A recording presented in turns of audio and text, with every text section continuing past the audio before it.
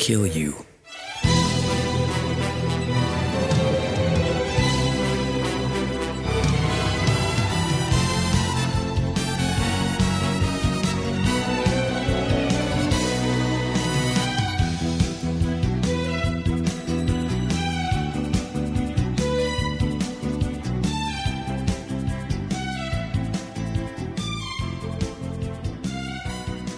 Hey everybody, and welcome back to Zaku Talk. This season, G versus Wing.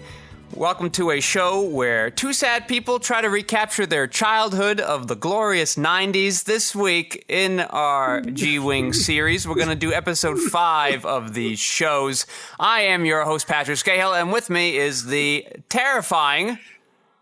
the terribly sad Bob Scary voiceover artist. Thank you, Bobo. So what have you been up to this week? What's been going on? Well, this week I have been, what have I been doing? I have been finally getting around to reorganizing my commanders and setting some stuff up. We'll talk about that after the show. But also I have been getting my office rearranged so my recording will be a little more clean and succinct. In terms of how little I have to edit. Mm-hmm. Yes. Makes a lot of sense. Oh, Bob. Perhaps I was a bit too optimistic in how much free time the pandemic would give me. And so all of my sort of projects are being delayed. This week I did manage to finish sort of a pilot for this mystery comedy teen thriller hour drama thing I was telling you about. I also finished a pilot for this sort of web sitcom video game thing we've been talking about for a while as well. So I've spent my last few months working on those, working on sort of this narrative podcast we've been working on as well, trying to finish up my movie from the spring, trying to prep my animation from the fall, as well as kind of go over and revise some scripts, do this podcast, restart the Adam Sandler podcast, go into a second season on that with a new person.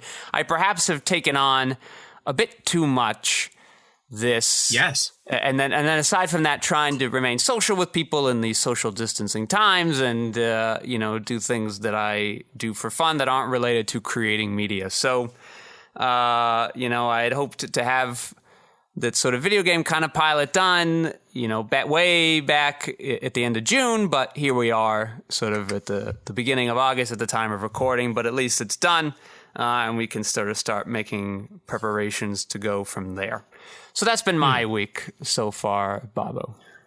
I mean, put me to shame with how much you're doing, but I mean, it also sounds like it's a terrifying and horrible thing for you. So, I mean, I guess I feel okay. Yeah, I wouldn't say terrifying. I just wish I were sort of more realistic in how long sort of all these things were taking. You say that you would not say terrifying, but you actively called me terrifying. Well, you're terrifying, yes. So it's, okay. But this isn't terrifying. I got it. This is okay. So it's to make fun of my last name being homophone, as in scary raw. Well, Bob, I don't want to sort of peek behind the curtains too much here, but I just sort of pick a word at random. So that's what you got this week.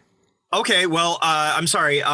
Editor, our editing guy over there. He's the mixer, Liv Van Rensselaer. I do the editing. Lev, yeah. I was going to call him Ravi because I was thinking Ravi. of Oh Hello on Broadway. But yeah, no, Lev, you're doing a great job, buddy. Edit him out. What? Can we just make this a Bob-only episode? Lev, do not turn down my sound, please. I need to guide the conversation forward. Don't turn Lev against me. He and I go Lev back and a long I have been way. having great conversations at the bar lately. You never go out with us. I know. I hate going out. He lives in your area still anyway, and I do not anymore. He's doing a great job blame me on that. Here on the Zoom meeting with us. I'm actually surprised. So, as I sort of briefly alluded to, I went back and we're finally caught up on Adam Sandler as of last week. We did the Uncut Gems podcast. We got Joe back. But I went back and listened to some older episodes to get some inspiration for some of the interlude music we use. I was sort of surprised how early Lev joined us. I'm sorry, Lev, I forgot. You sort of came on, 2 or 3 episodes in. I was glad we found you because it sort of made a lot of it, easier on my end and made me want to do the project a lot more. Okay, so Bob, we have episode 5 of G Gundam. Tell me what happens. Episode 5, Great Escape, a captive Gundam fighter. Also in Japanese, Daidasu, Toraware no Gundam fighter. In Neo-Russia, Domon has gone after the country's Gundam fighter, but he is arrested by the local police and thrown into a large prison. He discovers that Neo-Russia's tactic is based on luring other Gundam fighters, only to have them arrested and thrown in prison. Their Gundams are then examined and scavenged for technology to improve their own. As Domon manages to escape with the help of 2 other prisoners, one of them is revealed to be Argo Gulski, Neo-Russia's Gundam fighter, who went along to have Domon expose his Gundam. Domon and Argo fight, which ends in a draw. Later, Domon and Rain are told that Argo is a former space pirate who has been coerced to becoming a Gundam fighter with a bomb strapped to his chest to ensure his loyalty, and that he can find freedom only in fighting. Their questions still unanswered, they leave again. All right, very good there. And over here in Gundam Wing, we have episode 5, Relina's Secret. When Relina accompanies her father to the colonies, where he is expected at an important meeting, he is severely injured in an explosion set off by Oz's Colonel Lady Un. Father and daughter are soon spirited away by Dr. J, an engineer who designed the Wing Gundam and trained Hero. Before Vice Foreign Minister Dorlin dies, he reveals to Relina her true identity, and Relina soon learns from Dr. J the extent of Hero's mission and his past. Meanwhile, Hero and Duo get in a slight duel at one of the Oz facilities, but Hero sort of bails out Duo and then flies away into the night. And then we finally do get the actual leaving of Troa from Catra, and there's a brief hint at Wu Fei on a boat. So that's what's going on in Gundam Wing. Now, the Japanese title here for Relina's Secret is Verina no Himitsu. Now, Himitsu is probably secret, Bob? Is directly secret. And that no is that, possessive particle we talked about last time. Yes, it is a particle of ownership. Yes. Mm-hmm. It's effectively the apostrophe S. Yes. The Chinese have a similar one with day, so easy to kind of figure out. They seem to use it a lot as well. Okay, so Bob, it also acts as sort of an of, just to be clear here. Mm-hmm. So I guess an example might be we actually talk about it in the Japanese title for episode 5 of G Gundam, Daidaso, Great Escape, Toreware no Gundam fighter. The no in here is saying that the Gundam fighter is a captor. I see, yes. You get it. That makes some sense here. So, Babo, I'm sort of embarrassed to admit this. But, this is the podcast where we bear all, so I'm going to do it. The second half of the G Gundam episode, I have no idea what's going on. And I should be able to, because the show is aimed at a demographic younger than I am, but I couldn't sort of grasp on to it. And I'm wondering if maybe something weird happened in the English. So can you, the sort of prison escape and why people are doing what they're doing, can you kind of sort of explain that to me for my edification? Certainly. The concept truly is very simple, and there might have been just a hiccup on the English side because it seemed to come through fine on my side.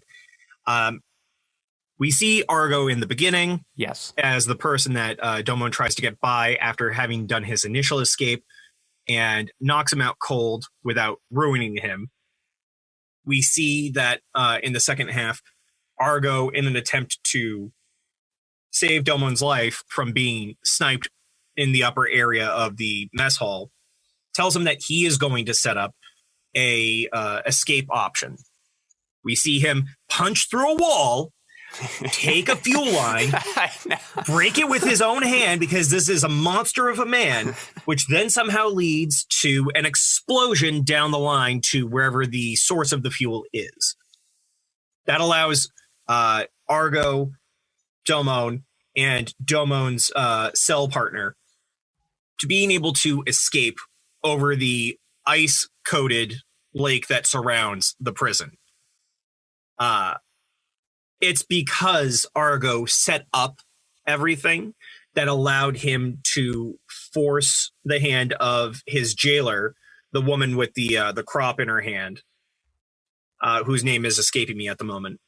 But by getting her to pull the Gundam up, that forces Domon to have to pull out his Gundam, allowing Argo to actually be able to fight, as opposed to doing what Neo Russia has been doing, which is just capture, throw in a cell, find the Gundam, not allow for a fight, and just keep moving forward until they get to whatever the semifinals would require of them. So why does Russian guy want to fight Domon compared to the others?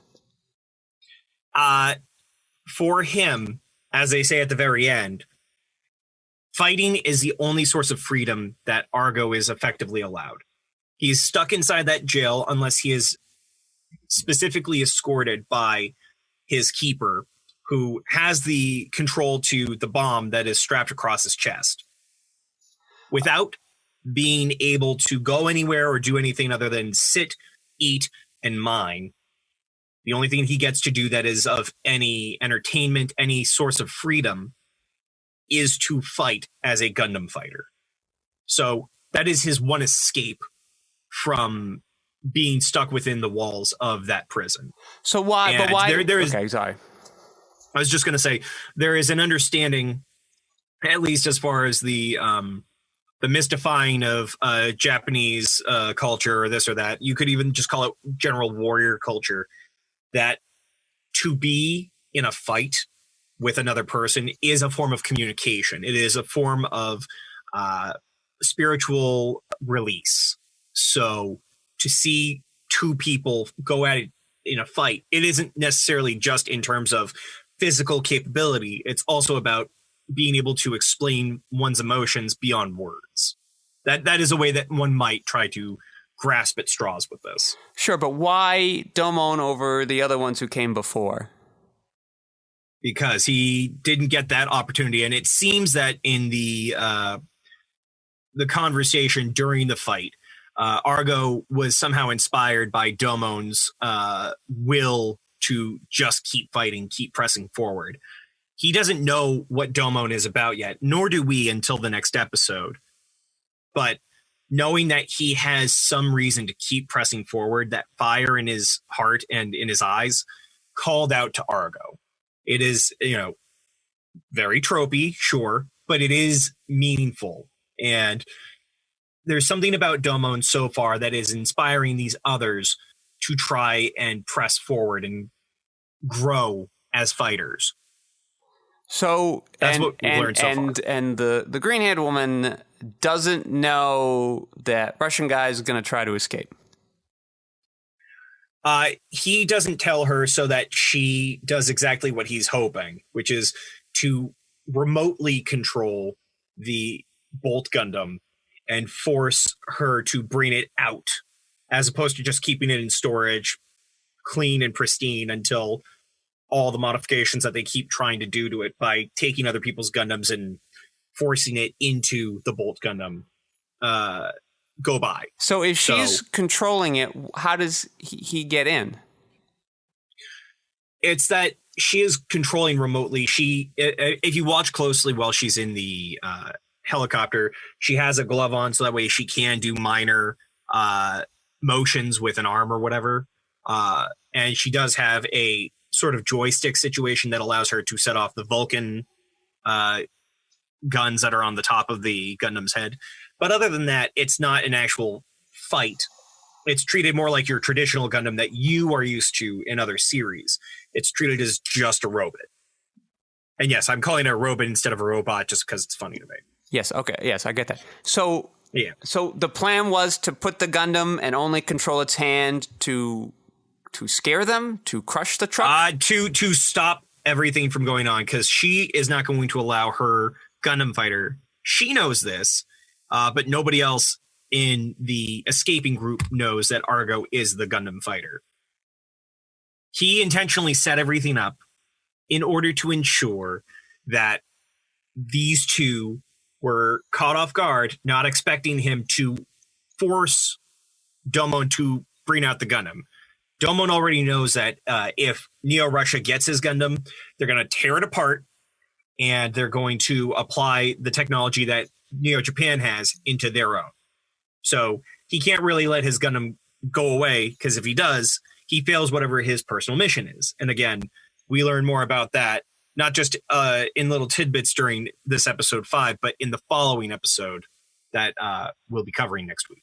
I'm not so much concerned about Domon. It just seems the two things I'm having trouble reconciling is how does Russian guy know he's going to be able to get into his Gundam if they're controlling it? And then the other end is if green-haired woman has such minimal control over it, you know, why is that her first attack? You know, why not use like actual coppers or cars or guys on the other side of the river?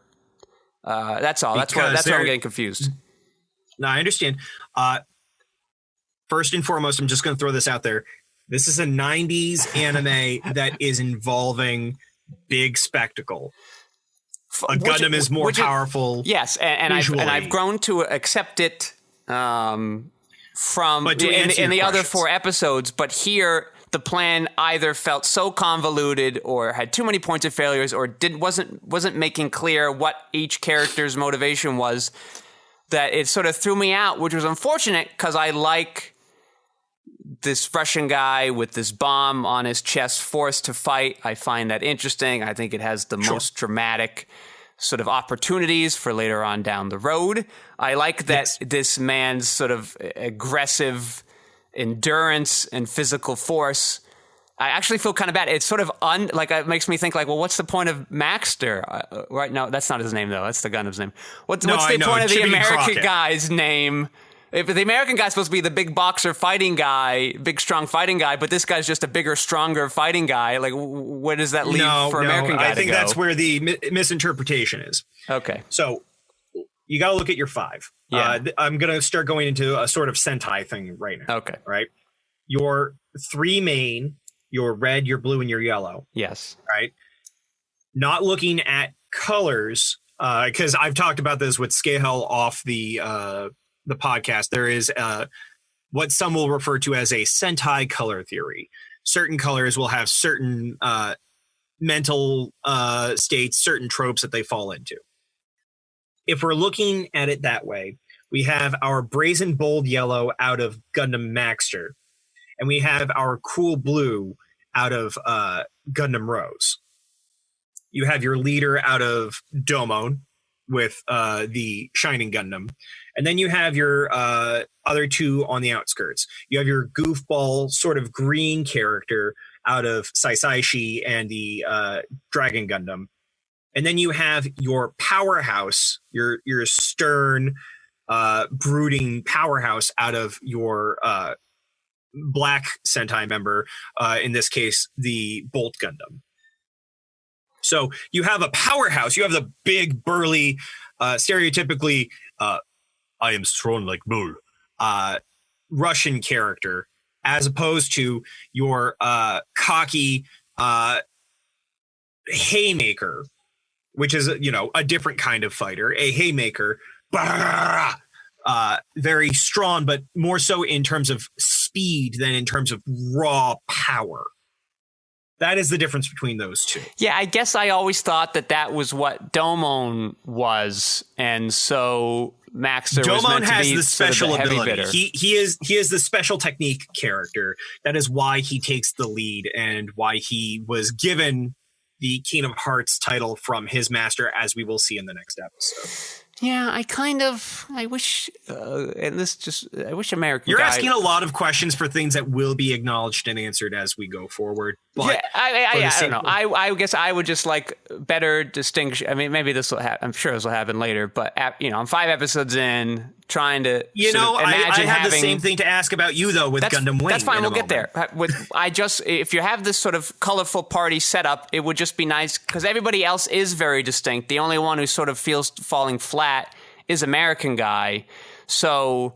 And maybe that was why they wanted to separate those two out enough so we would remember 5 weeks later. But that's all. I just wish American Guy had a little different or a little more intrinsically. If they're going to go for this bright, cool, awesome flavor, and avoid sort of subtlety, I wish they would sort of give something more to American Guy to help him stand out from the others. The 3 or 4 forms isn't enough for you?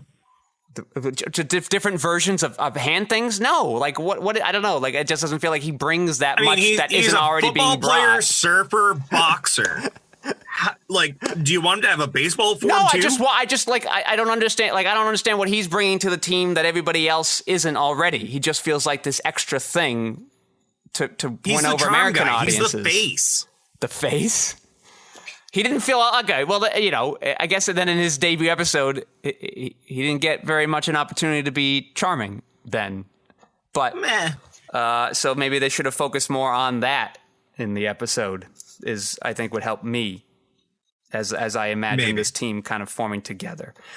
So now what's now you want to kind of swing back at me on Gundam Wing? What's sort of coming on your mind there? All right. Well, so there's a lot of unnecessary subterfuge that seems to be going on in just simple conversations. Nothing that is grandiose and has multiple levels of subtext and meaning. It's literally just Relena is not understanding why she can't be the daughter of this man that she's called dad. Like, I'm not going to take any of this for real. While the man is confessing to her on his effective deathbed, the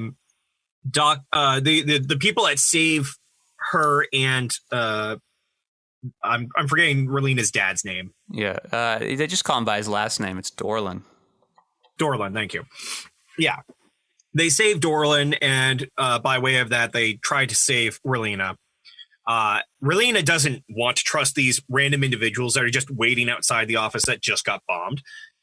Sure, but they're trying to take him from being outright killed, and she still doesn't trust any of that and would much rather go to the individual that has actively said that if he ever sees her again, he will kill her. She seems to have a death wish for being so hot on Hiro Yui, and that's still very confusing beyond just, oh, it's the hormones. We find Dr. J, who does not in any way, shape, or form look like a trustworthy individual, at least per basic physical appearance, but we're talking about an anime here, so of course that has to have some level of meaning for us. And we're taking his word that the Alliance is nothing but full of shit, and that Hiro is really the sweetest kid in the world, but we just brutalized him into turning into a assassin, on top of which he's named after a person that was trying to create peace. So they named one of their assassins after one of the most peaceful individuals prior to this conflict that is starting to hash up. It's bizarre, and it doesn't really give us anything beyond, wow, they have code names. Wow, Relena sure is horny for this guy. And that's it. Relena's secret is she is from a parentage of true pacifists, and that she is horny for a man that will kill her. That's it. Well, so and we knew half that secret to begin with. Well, why do you gravitate towards her being horny for Hiro?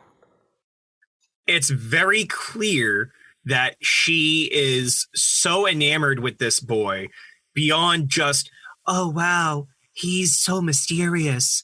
He's got to be important. Like, she obviously appears, at least, I will say appears, to have some sort of a romantic inclination toward him, as opposed to just, please come kill me. It does not appear that she is actively trying to be killed so much as she does not mind dying if it means that she gets to see him again. There is obviously some admiration or amour towards Hiro. Well, for me, and we sort of have discussed this in other earlier episodes with sort of that have given her more time. I guess I don't know. The attraction there has never felt sexual to me. It might be sort of an underlying thing, but we sort of get this early on. I might be stamping this on because of teenagers, but go on. I mean, you could be, but early on, we're sort of setting her up as this woman kind of trapped in sort of formality and proper behavior and sort of an emotional distance from her family. And so comes across this kind of adventure.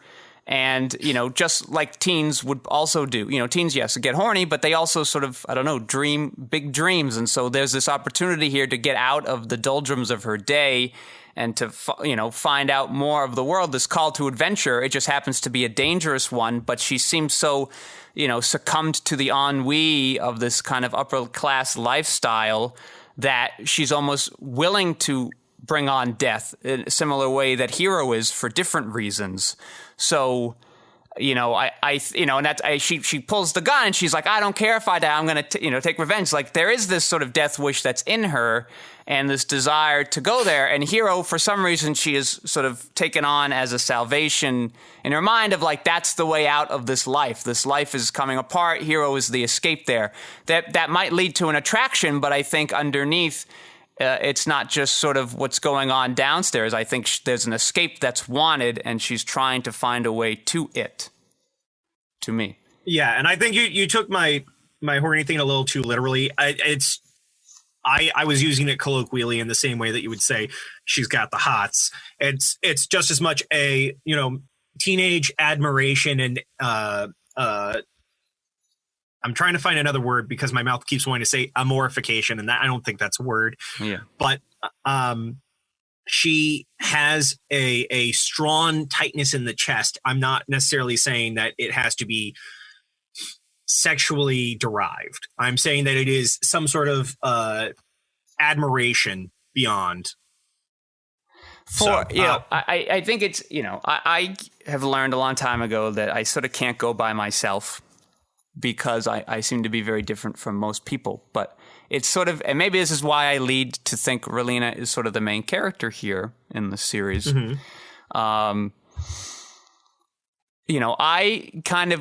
get, and maybe this is me putting something on her. It just feels like the evidence is there based on the first couple episodes. I sort of, as a person trying to escape from, a different lifestyle than Relina, but wanting to get out of my life, it was easy for me to kind of take these small things, these random things, and put myself in sort of bad, unhealthy, or dangerous situations as a means of escape and as a means of validating myself and as a means of kind of justifying my existence.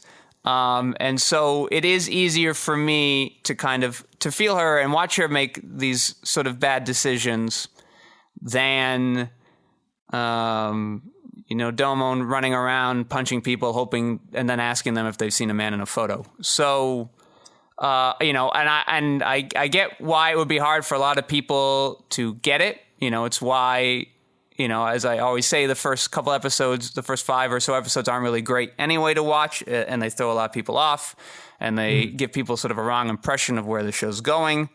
And the manga version of it sort of cuts out a lot of this altogether. Dorland's death happens in the events of episode 7. The information she gets about Hiro Yui comes from her father herself. She never meets the Dr. J. I don't know.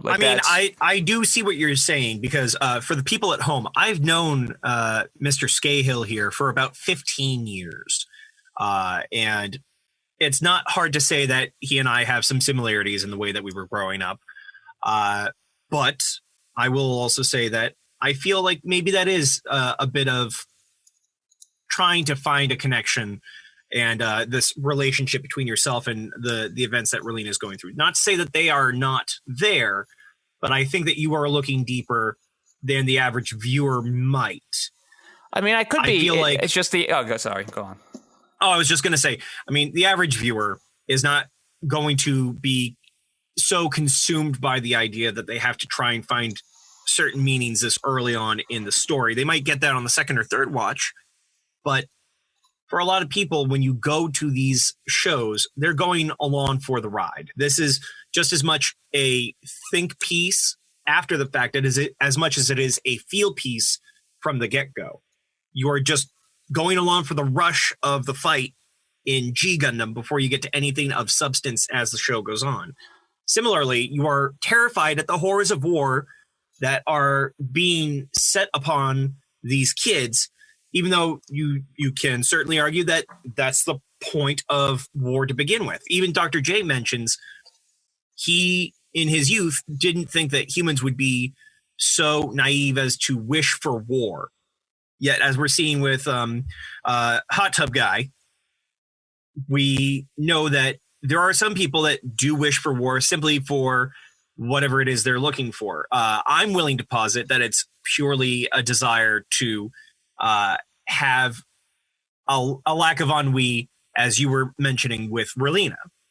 I believe that he is on a similar path, except he has the financial means and the separation from those who might hold him back that allow him to progress and move forward. And if Relina didn't have that, she might very well be much like Lieutenant Lieutenant General Une.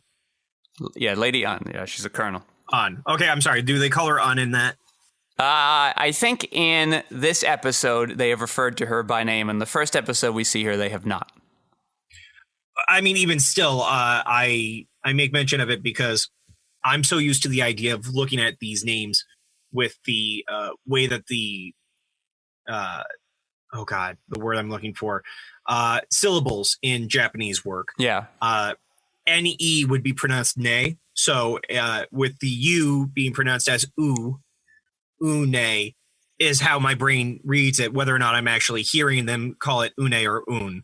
In the same way that whenever I see hero, I'm surprised to not hear the Japanese go hero, because it's two E's after each other, and E in Japanese is e. Mm-hmm. So instead of doing the I with the line atop or double I's to make the E sound, that's how they do in Japanese. I is pronounced E. It should be hero with one I with the line on top for us, or double I. But we have double E in a more Western way to create the Western E sound. Yes. Sorry, I wanted to get into the words of it for a second. No, it's okay. I just think, you sort of brought up a point early on about just sitting back and going for a ride, but in G Gundam in this episode and in Gundam Wing in this episode, we both are sort of confronted, especially, pretty much Gundam Wing all through now, we're pretty much confronted with the fact that, we don't know why these people are doing things.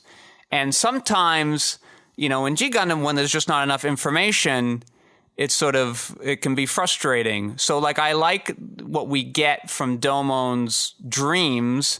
I just wish we had it in episode 2. And this episode with Relina and Dr. J, I wish we had that as episode 3. Just to give us some sort of grounding on which to go on. And in Gundam Wing, they do sort of want to give us this information a lot earlier in the manga when they get to go back and do it again.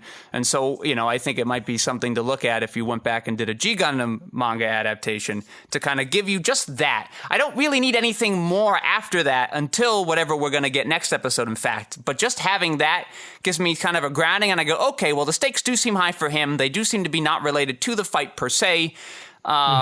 Because the fight is sort of this quasi intangible thing I don't fully grasp, enough anyway. So I'd rather kind of know what that's important. And then I could even overlook the fact that it feels like the names on this photo feel somewhat arbitrary now, just because he seems to go there, ask one or two people, and then leave when there's sort of a whole country you could ask.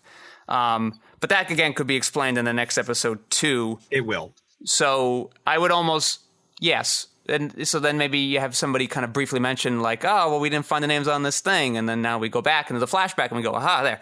So, and for me, Gundam Wing, what I like is that all these things are there for the mindful viewer. And maybe that's not a smart way to approach things anymore. Or it wasn't a smart way to approach things in the 90s because viewers were treating television like radio then. Maybe that wouldn't work for children's TV or for animation because of the sort of the strong visual aspects that are required of them. But generally, TVs were things people just sort of listened to. And if you didn't show things very visually strong, it didn't matter. People kind of get sucked in anyway. And sort of my prime example for this is the paintball episode of Community, the second 2-part one at the end of their second season, where there actually isn't really a lot of good, strong paintball visuals. It never looks like they're actually in this big kind of paintball fight, but it didn't matter because they work so hard on the sound design and we're mostly concentrating on what our ears are doing anyway, because maybe we're cooking dinner or maybe we're kind of scrolling through our phone or maybe we're cleaning up our room. And so you get that feeling anyway. Now, when sort of AMC kind of came out and started doing Mad Men and Breaking Bad and focusing more on this visual style of directing, and HBO kind of left in there too. And all of a sudden, some of the higher fare medium changed, and it became important to get the cinematic feel, like in Mr. Robot or something like that. So, but I guess as I'm saying this now, a lot of the clues we're getting about these characters are little bits of dialogue they're doing. There is an action she does in that first episode, but it's the action with the words that help out. But I guess that does require one paying particularly close attention with their eyes and kind of letting it feel to kind of find these small clues in there. Well, I'm just going on a ramble You've watched now. this series so many times, and I think that might be blinding you. You can't see the forest for the trees. Well, no, because there's a reason why I cared about this show and a show like Big O, these shows that kind of ask these very odd questions that made me have to be a more active participant and to get sort of the juicy nectar. And why I didn't sort of stick with G Gundam is that it sort of wasn't there. And it's unfortunate most Gundam shows, even Gundam shows I like, they don't really sort of go on this route. You kind of have the first two Gundams, regular Gundam and Zeta Gundam, and then this show, a little bit of Gundam 00 and Turn A Gundam, but mostly it is sort of how you described, just sort of like going on for the ride. So it is there if you're willing, and if you're there just along for the ride, these things aren't really confusing anyway, any more confusing than a G Gundam anyway. So it sort of doesn't matter. I'm going to pause you, though, Yeah. because you're definitely thinking with a lot of Western filmmaking in mind.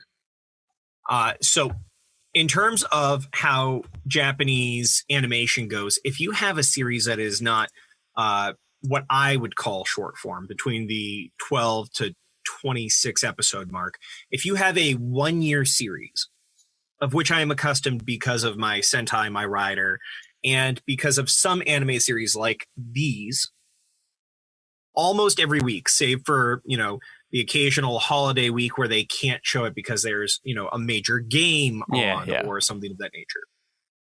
You have about 50 episodes, anywhere from 47, 48 up to 52 episodes to tell this story.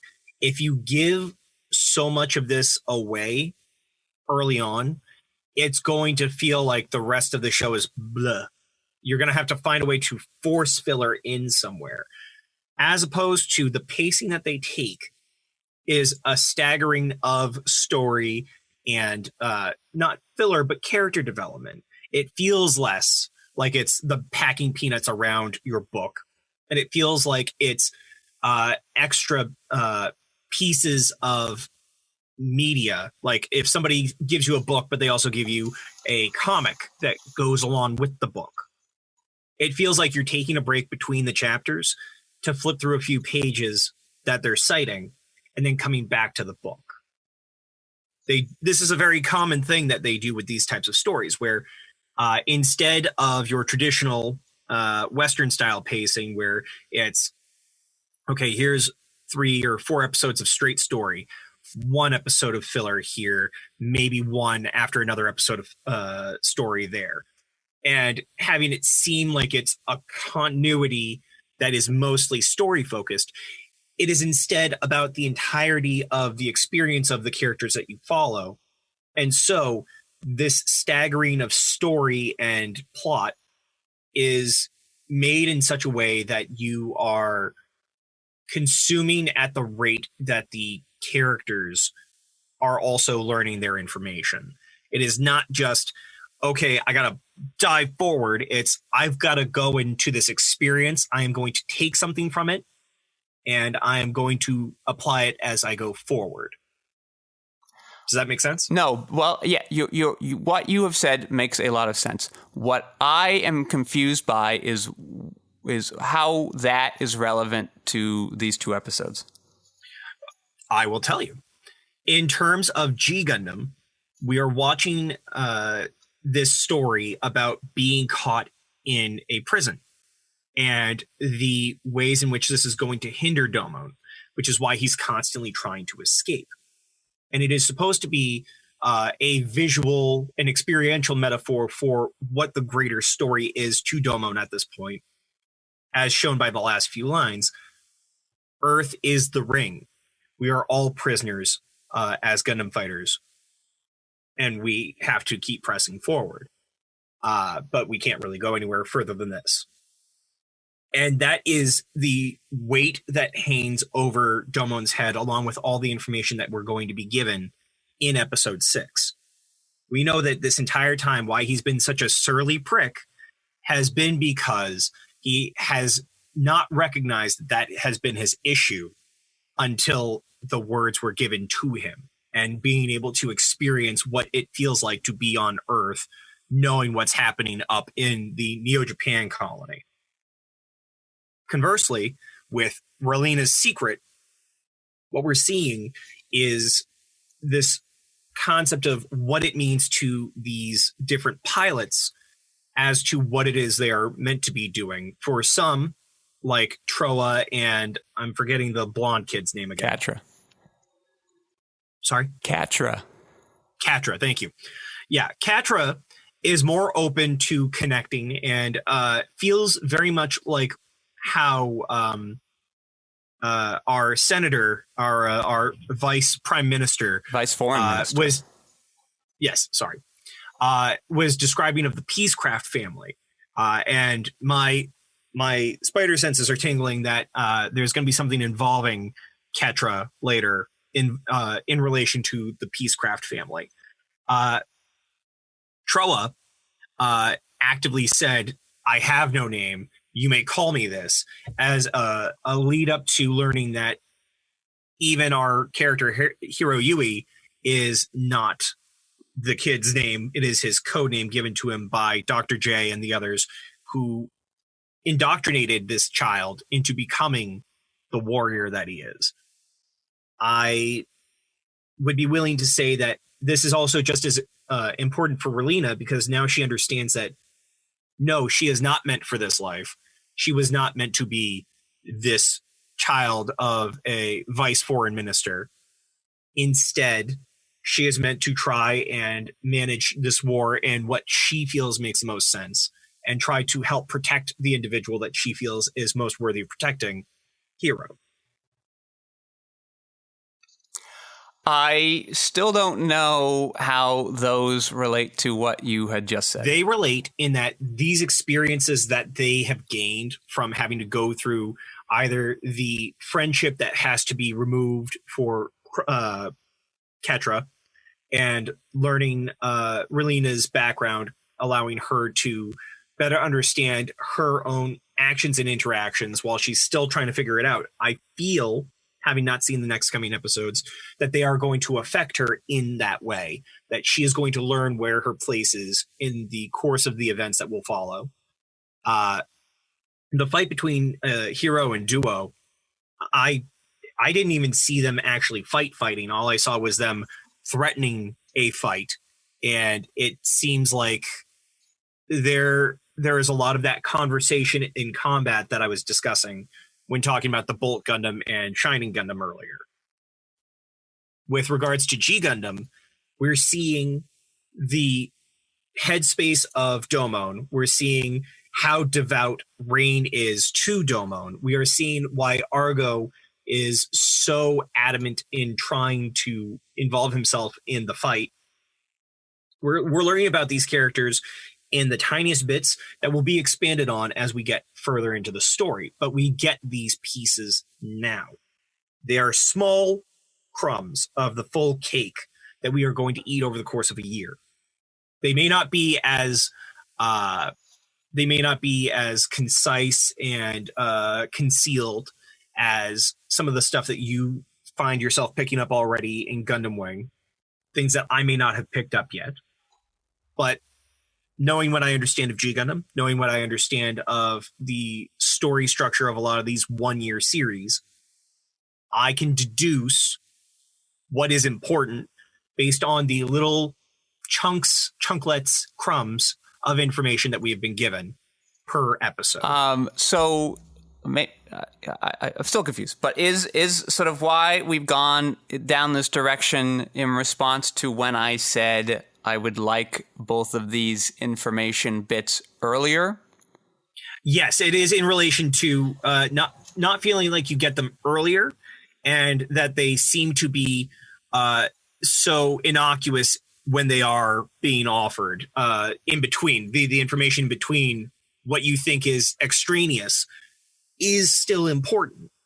Each episode is extremely important. It may feel like there is nothing there, but there is always a piece of something, and it may not be the full toy that you're trying to play with. It might just be the arm or the leg of your Gundam figure, but you're grabbing each of the pieces as you go, and then you will get the greater truth as you watch the series. Well, so for me, in regards to Gundam Wing, because I know it better, I don't mind having the Relina Secret Episode 5 be Episode 3, because there is sort of a built-in fail-safe in the structure that prevents any moment from kind of getting blah for too long, that I won't go into now.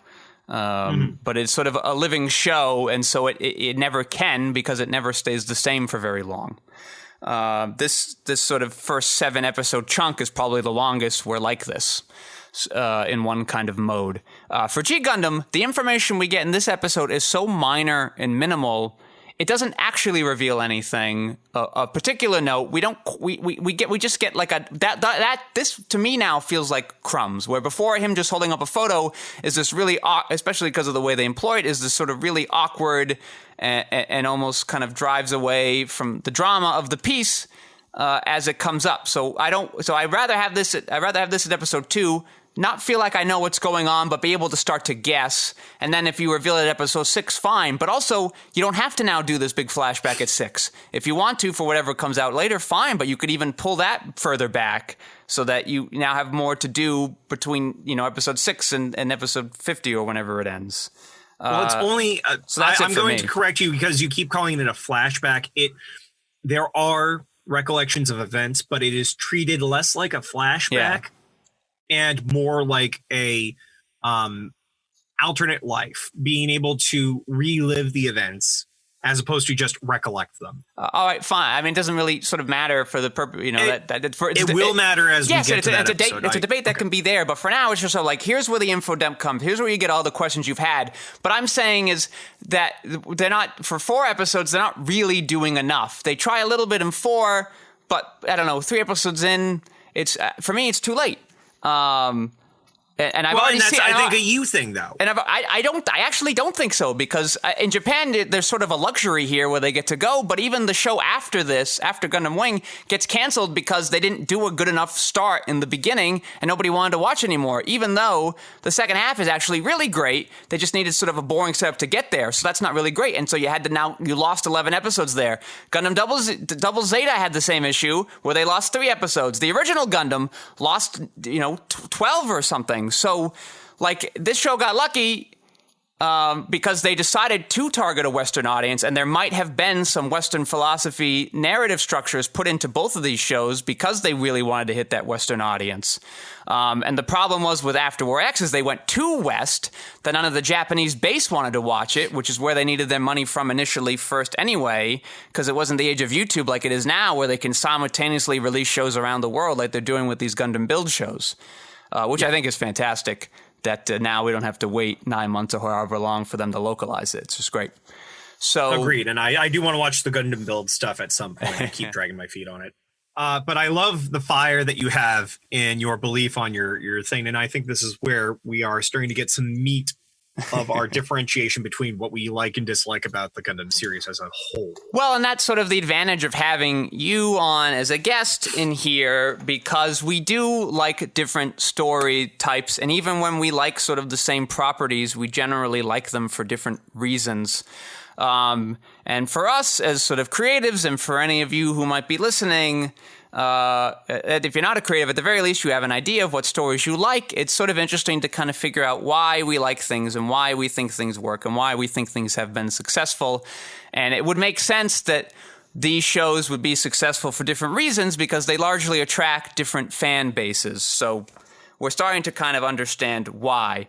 All right, after that long and protracted discussion, let us now move to the way we go. Mine's sort of a quick and easy one. I don't know why I thought this up. I think maybe it came up during watching kind of the worthless scene in Gundam Wing, where we're on the schoolgirls talking about how nice Verlina is to be in space and make the stars sparkle.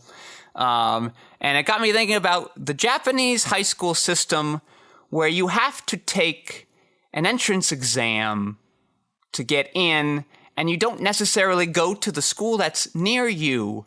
And I wondered, is that a better system than what we have here in America, or not? And so, Bob, you're more vested in sort of the Japanese culture. I just didn't know if you had some thoughts on which sort of what sort of the benefits are for either one, and what sort of the pros and cons are. While I will not claim any level of professional, expert level understanding, what I will say is, because I'm a staunch believer in the public school system, this is very much the ideal concept of being part of a private school meets public school clash, where it is treated as a private school, where by testing well, you get to have this school's name attached to your background, which may be good for you if you decide as you're going through high school that you want to go to cram school in preparation for going to university. It's how most other countries handle their college system, where you are trying to build up a name and then eventually find yourself at a university. In terms of just general Japanese schooling, they are taught at a very young age moving forward to respect their school and the things that they use. Everybody in the room gets assigned tasks. Different people become the class manager at different times to make sure that the jobs are being delegated properly. And because of this, all the kids respect it more, because instead of having your, janitorial or maintenance squad, you have all these kids maintaining each of their classrooms. It is on the kids to have a clean and well-stocked classroom, as opposed to, I don't care, gum underneath the desk, taking the chalk and shoving it up their friend's ass. I don't care. Point is, you don't tend to see many classrooms be neglected because the kids have to take part in it. And if they do not take part in the maintenance of everything, they will often be punished. And the punishment isn't like extremely severe, but an old trope is the idea of having to stand outside in the hallway while holding buckets of water. Mm-hmm. It is not a thing that is done now, and people will make reference to it from time to time. But the idea was that holding the buckets of water was supposed to be a strenuous act that forced you to think on the weight that action carries. You are reluctant to have to hold the buckets again. And because you're just outside the door, you can be heard if you are or are not holding these things. So it's a non-violent way to ensure that a physical association to doing a bad thing is made. I make that segue to pull it back into the high school thing. Because these kids are having to try and keep this social understanding, this social norm up of being able to get into a good school, to get into a good university, to likely have to become a salaryman anyway, they are going to have to test well. I don't think that it is necessary to have to test to get into a good school when it's still on the effective early education level. Secondary education is important for everybody, and it should be held behind a wall of, oh, you get to go to this prestige school versus, oh, you get to go to this junk school.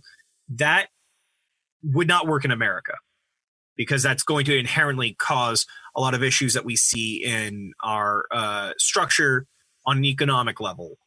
And that I don't think would adapt well. If we had a similar economic structure to Japan, we might see that it would work out all right. But I think it's just too much of a cultural difference to be able to properly say whether or not it would be adapted well for the States at this time. Well, so let's follow the money. So how are these high schools in Japan being funded? That I do not know. I can venture a guess, but I do not know. Okay. Well, yeah. So that's, if we can figure that out, when we can kind of now trace could it work here? Because it actually might be more beneficial, since if they're being funded by the students going there versus the property taxes that are there, now you can kind of redistribute things, because you don't have a bunch of people of a certain class moving to an area, making the schools better, making it more attractive, just based on sort of income versus merit. So interesting to consider, but too broad of a topic to discuss on our nerdy podcast. Bob, what sort of came up in your mind watching these episodes this week? I do want to just make a quick side first. I didn't think that the episode's scene with the girls looking up at the stars was a non-thing, especially after learning that she is a peacecraft, and associating her perfection to the stars is, I think, going to be more meaningful as we move down the road. On its own, it is a bad scene. I will agree with that. In association with the knowledge that we gain in the episode, I think it adds a little more heft to the idea that she is supposed to be our peacekeeper in comparison to all these assassin kids. So yeah, I think the fact that alone it's just a bad scene that turns that gives us caricatures wooing over this woman is a reason to cut it and find another way to make that association. That's just the writer in me, but I'm sorry. Go on. Sure. Bob. Yeah. So I would say that I was just more invested in consuming the episodes this week, as opposed to having to really think on anything. I mean, it's not even thinking. It's just like what popped into your head as you were watching it. Then I'm going to give you a goofy thing that's been happening since I started watching these episodes. I love it. Let's do it. So the opening theme to Gundam Wing. Yes. In my head, I have the very first line or two of that start to go into the first stanza of Revolutionary Girl Utana's theme. And then now my brain has started to incorporate the first line in the non-chorus part of G-Gundam? the actual Japanese name for it, but the Evangelion theme. Oh, okay, yes. Yeah. Zankoku no Ten... Zankoku... Yeah, okay, whatever. Point is, I have 3 different anime themes that blend together in my brain, and I don't know how I feel about them. We should make an exciting remix of sorts of these 3 songs. That could be fun. I am with you. I am with you. I think we should and can do that. You want to do that, Skeyhill? Yeah, I think that'd be a fun project for us to take on over the next few weeks. Yeah, we can certainly do that. And then hopefully maybe once we've gotten through the first arc of either of these. Yeah. Or the second arc, depending if we're already finishing our first arcs, I believe.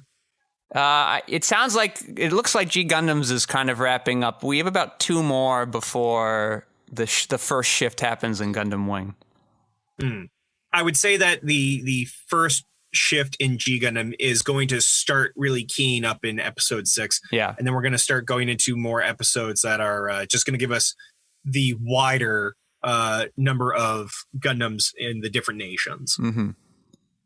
Not that they are necessarily going to be as important as some of these ones that we've seen in these first 5 episodes. Regardless, I will say that is probably the primary thing that comes to mind in the way we go. I'm actually getting a little tired standing over here. Do you think maybe we could go take a seat over in the nerd corner? I think that's a fantastic idea, Bobo. Let's go grab a bench. All right, so my nerd corner this week is actually a follow-up to last week's. I did find the information on the Shining board game. It does not seem very positively reviewed. It's unfortunate because the aesthetic of the board game is very nice. Like I love sort of these. I actually like in general just when we reference The Shining in any sort of capacity as a culture, we generally do the movie and not the book. Even when they made the sequel that came out in the fall, they with Stephen King's blessing to be much more true to the sequel, they still heavily base things on the movie, including, I think, Stephen King based stuff that happens in the book based on the movie version versus his book version, even though he hated the movie version so much. So the board and sort of the instructions are sort of written out like the typewriter, repeating words kind of thing, and the pieces and the flavor, and it's all sort of like really wants to evoke the sense of this board game, of the movie in this board game. But it seems, based on the reviews by people who know board games a lot more than I do, because I don't know them very well, that it's not a very good board game. It's not very fun. Was I right in assuming that it's an asymmetrical board game? A little bit. It's sort of like, I think you were, but the one caveat is it's closer to this that what is that Haunted House Hill board game we played? Yeah. The Betrayal at the House. Where you start off on the team, and then one of you goes crazy and becomes the killer. But you don't know who that is. But based on what I saw, I don't believe you know who that is until later when you lose sort of sanity points in a way. So it changes based on sort of how you roll and where you end up and what sort of chips you take. And he said it was sort of like a number versus number game, and he compared it. The videos kept comparing it to, I think it's sort of a movie you've referenced before, like a Mouth of Madness sort of board game. Oh, In the Mouth of Madness. Okay. And they like that board game a lot more. They like the Jaws board game a lot more. These sort of similar type of retro movie-based board games that are sort of these so The Thing then, because I don't think I've seen an In the Mouth of Madness one, but that's what he called it. That's what he called it. He called it that. Because there is also an In the Mountains of Madness based on Lovecraft's book. Maybe it was the Mountains. That is also a board game. Maybe it was the Mountains he was talking about. Both of those you've referenced to me, so I could see why I got him confused. But yeah, so basically, it doesn't sound like a great game. So sorry, last week I plugged something that may not be great for you nerds out there, and that I'm now spending another nerd corner slot telling you, fixing my mistake, I should say. Okay, Bob, what do you got this week? This week, I have found myself deep in the Gundam and miniature hole. I have a bunch of bottles that I'm currently trying to use to make my own miniature paint. I had started doing that actually the day after our taping session last week. But I'm slowly but surely trying to learn how to make my own paints as opposed to having to buy from one of the several really good groups, Reaper Paints, Citadel, so on and so forth. But I believe in the idea of why pay the premium if you can make it yourself. Besides that, I let skeyhill know just before getting on for today's podcast, I have just purchased a Wing Gundam from Gundam Wing. It is a master grade in the Gundam build labeling system, and it is able to not only be the Gundam, but it does allow itself to transform into the jet. So I'm looking forward to doing that build down the line. I've got a number of models that I'm building at the moment, or in sequence anyway, but I am really liking it. It is such a zen place to be able to cut through the sprue and the gates. It is nice to be able to snap everything together piece by piece and then see how it builds into this fully realized product. If you are listening to Zaku Talk and you have not decided to take up Gundam building, what the hell is wrong with you? This is the perfect thing to listen to while you build. So I hope that you keep that in mind. Listen to mine and Skeyhill's dulcet tones while snapping pieces together and painting it up with either Gundam markers or your own sets of paints. Yes, I have also often likened my experience working on Gundam models to sort of what seems to be the association with kind of trimming a bonsai tree. It feels very similar in the way one approaches it, and it seems to have the same type of effect on one's sanity. So that's sort of interesting, but maybe we should sort of talk about kind of models that are upcoming or models we're working on that we think the audience at home might like, since probably a good chunk of the fan base, either would like or currently does work on models. So that's something we can discuss during the week. Yeah, I think that we should incorporate that somewhere in the next couple episodes. But I also wanted to add in the Nerd Corner that I had made a separate purchase a few days back. I am now the owner of a kalimba, which is a sort of hand piano. And it makes these really nice, simple tones. I might incorporate it while we do some bits down the line. I also have purchased a pan flute that I should be receiving on either Monday or Tuesday. I've always wanted to have an actual proper working pan flute or a Peruvian style pipe flute.